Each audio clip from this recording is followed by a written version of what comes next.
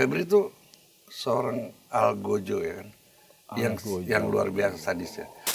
Dia kriminalisasi orang-orang yang nggak salah, hanya semata-mata untuk memenuhi syahwat politiknya Jokowi. Di depan saya nih, pernyataannya siapa, Bencok ya. Boleh Bapak tanya ke pengusaha-pengusaha sawit, nggak ada satupun yang lewat tuh dari terornya Febri.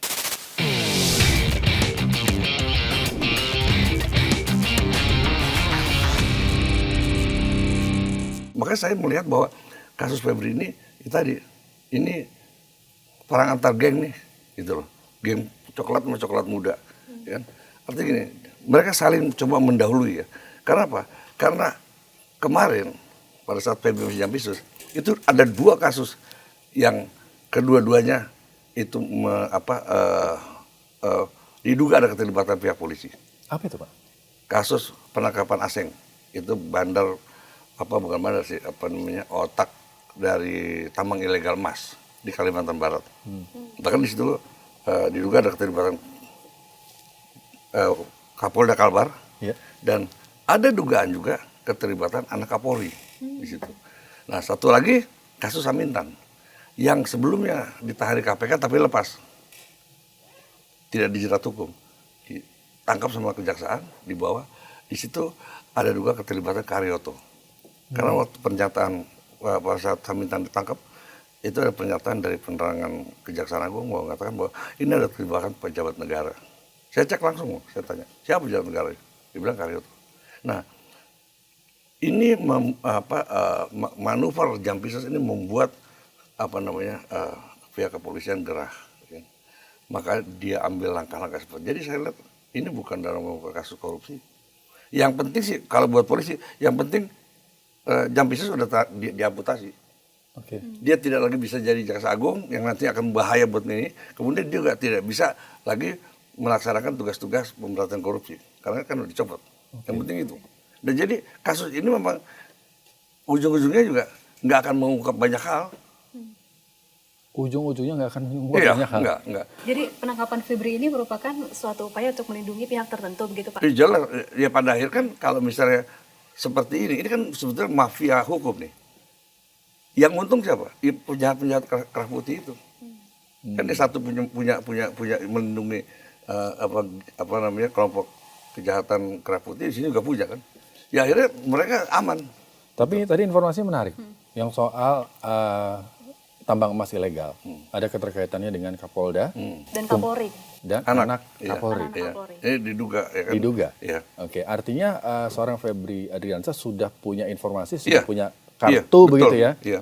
Tapi sebelum itu dibuka kartunya, dia sudah keduluan ditangkap. Keduluan. Karena Kapolri juga sudah punya data itu sejak tahun lalu.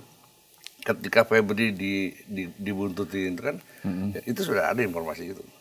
Makanya ketika kemudian Febri melakukan aksinya ya kan, seolah-olah dia sikat semuanya lahan-lahan bisnis polisi, lahan-lahan bisnis haram yang punya polisi. Wah ini enggak iya nih kan. Apalagi digadang-gadang Febri mau jadi jaksa agung karena sudah dipanggil sama presiden. Ini tambah gawat lagi kan. Artinya begini, Jampisus bisa kayak gitu apalagi jadi jaksa agung kan. Nah, mungkin ini persoalan siapa yang duluan gitu. Dan presiden nggak tahu loh masalah ini beneran. Oke. Nah, kita flashback ke rumah Sentul nih. Iya. Seru nih, rumah Sentul karena ditemukan emas ya kan, 74 kilogram, terus berbagai mata uang asing.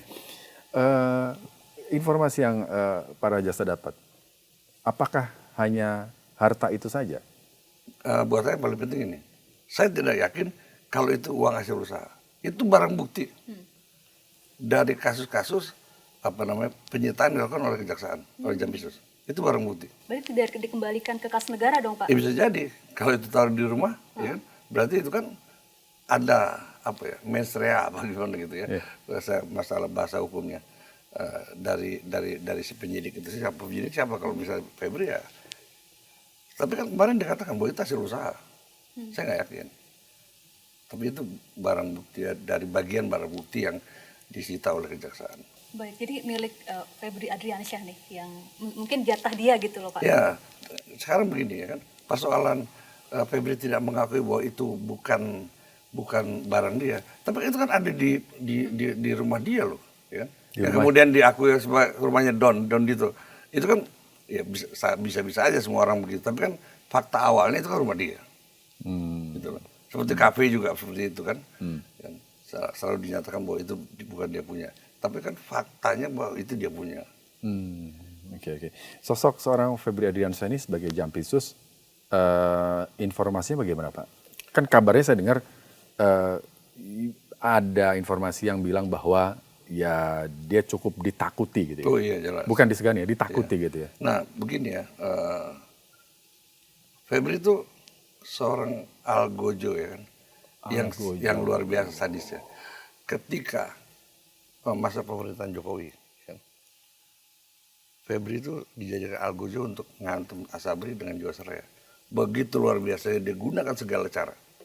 Artinya dia kriminalisasi orang-orang yang nggak salah. Hanya semata-mata untuk memenuhi syahwat politiknya Jokowi untuk mendapatkan Golkar. Coba ini. Caranya gimana Pak? Caranya Mendapatkan Golkar. di Asabri itu ada kerjasama dengan PT Cipta Dana milik Erlangga. Dia produknya adalah reksadana ya. Ini juga mengalami kerugian. Di Jiwasraya, ya kan, ada kerjasama dengan Bakri Group. Itu juga kacau. Nah, kita lihat dua orang ini, satu penasihat, satu ketua Golkar. Disikat nih, disandera. Tapi ternyata mereka pelaku, tapi mereka nggak sampai diperiksa pun enggak. Gitu. Akhirnya dikorbankan, ada orang-orang yang harus dikorbankan. Nah, Febri mampu untuk itu. Jangan salah Pak, dari dua kasus ini ribuan orang terzolimi. Belum pegawai Jiwasraya, belum orang-orang yang punya kerjasama dengan perusahaannya Bencok. Itu pun disita asetnya. Bahkan ada satu asuransi, itu asetnya dibukukan 2,4 triliun kemudian disita sama Febri. Nggak ada kaitannya sama Jiwasraya dan Asabri, nggak ada. Karena dia kerja sama Bencok dan dia mendapat keuntungan dari Bencok. Ini kan ngeri. Nah, sekarang Febri mulai beralih loyalitasnya kepada Prabowo. Bahkan Prabowo sendiri mengatakan luar biasa Febri.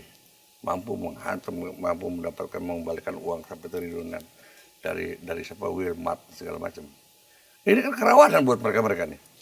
Jadi ketika loyalitas Febri berubah dan kemudian jika ada perintah untuk ngantum satu pihak, habis sama Febri.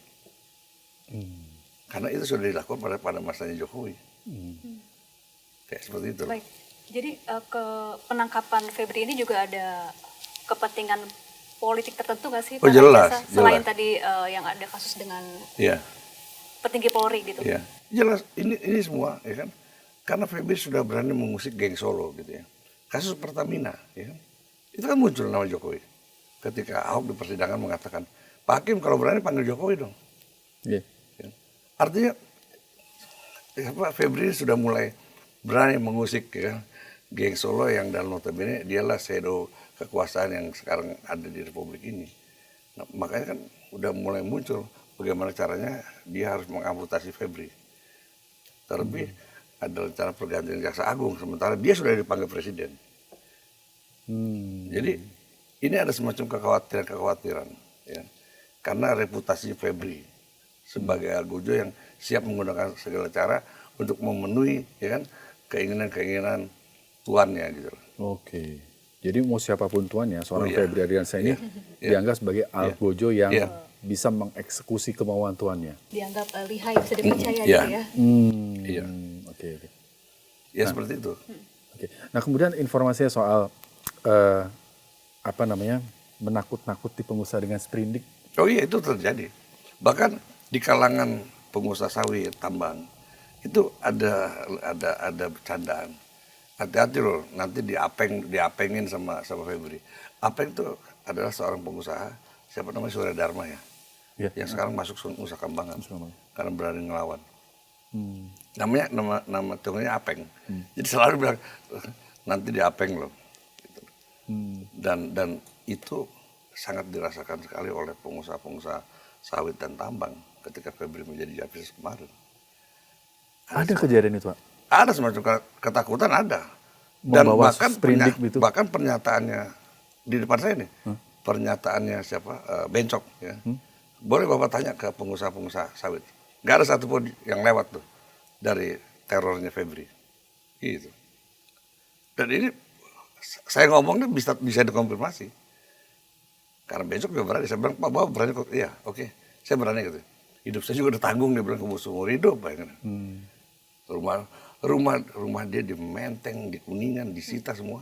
Sekarang itu dijadikan apa, kayak macam seolah-olah siposnya penjaga kejaksaan. Coba bayangin, gila. Lalu siapa Don Rito ini, Pak Rajasa? Saya juga nggak begitu kenal, tapi yang jelas ya kan, dia siap pasang badan.